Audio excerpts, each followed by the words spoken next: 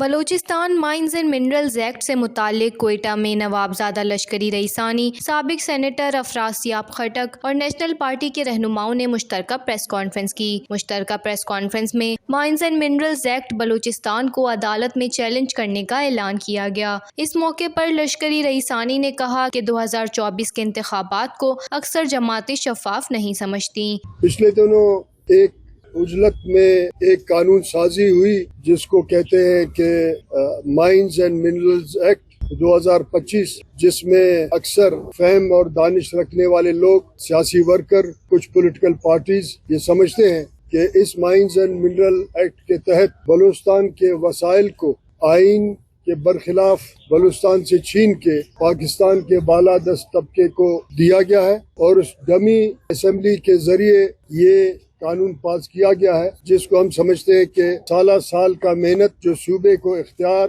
دے رہا تھا اس کو بائی پاس کر کے، چھین کے، چوری کر کے وفاق کو دیا گیا ہے۔ اگلے ہفتے تک ہم اس غیر آئینی جعلی قانون سازی کے خلاف پیٹیشن داخل کریں گے اور تمام پارٹیاں پیٹیشن اس میں داخل کریں گے۔ دوسری جانب سابق سینیٹر افراسیاب خٹک نے کہا کہ معدنیات 18ویں ترمیم سے پہلے بھی صوبے کی ملکیت تھی۔ ہم تمام جائز جدوجہد میں ایک ساتھ ہیں کیونکہ بلوچستان آئین کی روح سے اپنے وسائل کا مالک ہے۔ جبکہ پریس کانفرنس میں نیشنل پارٹی کے رہنما ڈاکٹر اسحاق بلوچ نے کہا کہ نیشنل پارٹی نے کبھی بلوچستان پر سمجھوتا نہیں کیا۔ حکومت نے اپنے اختیارات ایک کونسل کو دیے ہیں اور 18ویں ترمیم پر 1% بھی عمل درآمد نہیں ہو رہا۔